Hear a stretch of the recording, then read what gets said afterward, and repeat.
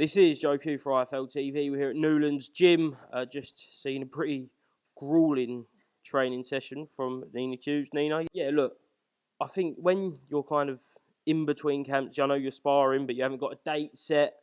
I know sometimes it can be difficult to stay motivated, but I think throughout the whole spell of inactivity last year, moving into your fight of May this year, and kind of this kind of period now, you've always been in the gym and you've always stayed kind of that little bit ready just in case the phone rings and you know that you'll be there and not too far off weight.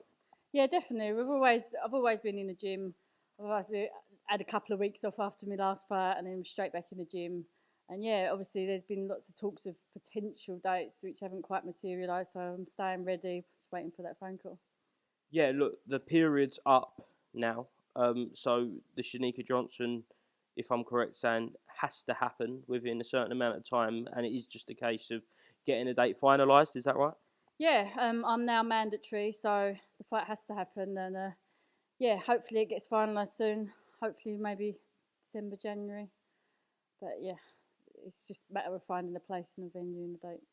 How frustrating has it been when we knew you was going to be put mandatory, but you had to wait for that original 120 days, and then that didn't materialise, so then everyone's been waiting. It's not really just you, just the whole division, certainly from the WBA side, has just been on hold, and nothing's really got going. Yeah, because obviously at the first I didn't know who I was going to box because I was made mandatory for the winner of Shenika Johnson, so I was waiting for that fight to happen to see what happened there and to see who I was going to box, but obviously that didn't happen, and at least now I'm mandatory and I've got my rematch. So it would have been a rematch either way, whether it was Jamie Mitchell or Shenika Johnson. Did you have a preference? Yeah, I've already beat Jamie. I wanted Shenika. I want to get my belt back off the person I lost it to. Do you think because everything what happened out in Australia, you have got that little extra bit between your teeth? You do want to prove the people that did kind of go against you. Not many people did, but you want to just kind of throw that in their face and say, look, I did win that fight and I'm going to beat her even better this time and make sure that can't happen again. Yeah, definitely. I believe I won the first fight, but now I know I've got even more to prove and I've got to win it even more clearly, and I'm determined that that belt is mine and it's coming back here. We were speaking about this off camera a little bit, but just how important is this fight? Because it is a little bit like make or break, and like I think this could be probably the most important fight of your career going forward. Yeah, definitely. It is the most important fight because losing this fight is like, where do you go? It is make or break for me, and winning this leads to massive unification fights as well. So they're the fights that I've been chasing for so long. I've wanted, when I had the title, I wanted the unification fight. So I'll get this belt back, and then the unification fights are next. Has this kind of reset your focus a little bit? Because whilst we was talking about the Shenika Johnson fight, in the build-up to this, we'd always be talking about a unification with Ebony when she had the IBF title. We'd always talk about further on down the line, Dina. This fight, it is kind of win or bust. You have to get this fight if you want these ones. I've never took my eye off the ball. I think I've always focused on the fight that's in hand. But obviously, you can't help but look to see the future and hope to see what's next. But I've always put my full focus on the fight that's ahead. Around, I think, 6 weeks ago now, a concept poster was brought out for the tournament, the proposed tournament. Yeah. Just how close was that to happen? Can it still happen? And would you have liked to have been a part of something of that magnitude, something that definitely would have got a lot of attention with the people in it and the format? Yeah, it was a brilliant idea. Like when they announced that they were trying to make it happen, there was a lot of interest shown, but unfortunately they couldn't get the money and the TV behind it to fund the tournament. I mean, every female boxer on there was up for it. So it was just about, it's the business money side of things trying to make it happen. And unfortunately, they couldn't get it all on one show. I think they're trying to make it now, like Yoshida and Cherneka are fighting tomorrow night. So that could, they're making that potentially a quarterfinal. And then me and Shenika could potentially be another quarterfinal. Dina's fighting someone this weekend, I think, as well. They could potentially make that a quarterfinal. And then there's one last person is Amanda Gale, who's got the IBO. So if they get her an opponent, that could potentially be counted as 4 quarterfinals. Winners go on to Undisputed. I mean, unification first. and then Undisputed. So it could happen in a different kind of format, but as long as the road leads to Undisputed. When you went out to Australia, you kind of went into the challengers' back garden. Is there a part of you that wants to try and force the fight to be in the UK? Oh, I'd love the fight to be in the UK. Of course I would after what happened, but it is what it is. I have to go where it gets arranged. I don't really get a lot of say in that.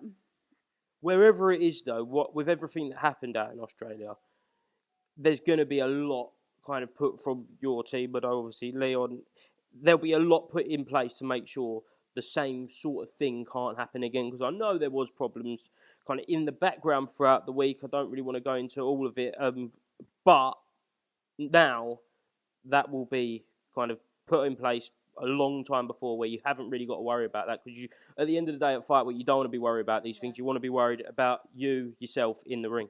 Yeah, I've been assured, like, if I have to go back to Australia, there'll be all neutral judges this time and everything will be set in place beforehand, so it'll be fair and hopefully it won't happen again. Right, I do want to ask you about Saturday night. We did see Shannon Courtney's return to the ring. I briefly saw you on the way into the arena. It didn't go her way after coming up to 2 years out of the ring. What did you make of her performance?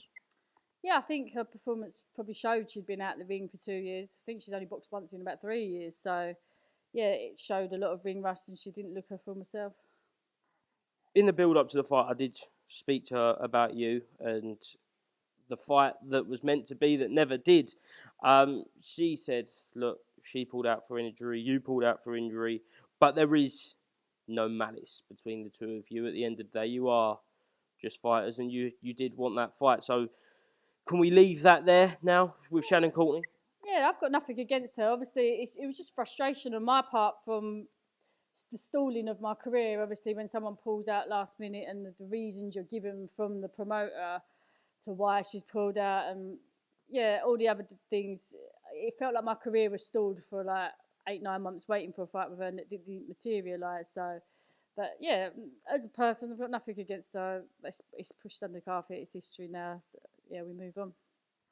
Just last couple of ones. It feels like it's a big transitional period for women's boxing at the minute. There's a lot of new stars coming up. Look, we see Fran Hennessy fight last week, and I know we said off camera, kind of, there's a lot of fighters coming through, and we've spoke before about you wanting to help fighters when you do hang up the gloves. Is that still a big passion of yours? And where does the future lie when Nina Hughes does hang her gloves up, if she ever does?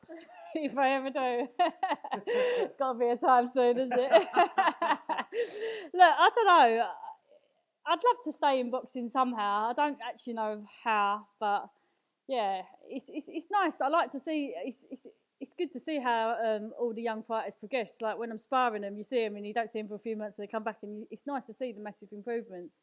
And yeah, if there's any way I can help people out, I will. I think people forget how long you've been around boxing because, again, we said it earlier, any fighter of a certain kind of age, era, this kind of just era just before the ones coming through now, you go, yep, I fought her in the amateurs, yep, I boxed her. You've been around this for a hell of a long time. Yeah, I haven't. Too long. No, I mean, it's good. I went to the female amateur show the other day and it was just good to see all the old faces, people that have been around for years, and yeah, I think boxing will play a massive part of my life. But it's not over yet. Nina, thank you very much for speaking to IFLTV. Last one, have you got a message for Shenika Johnson whenever you do get in the ring? I know this is not your style at all. Things like that. I'd take that as a no then. Let's just get them in the ring. Right, Nina, thank you very much, and hopefully speak to you when we get some concrete fight news. Thank you very much. Cheers.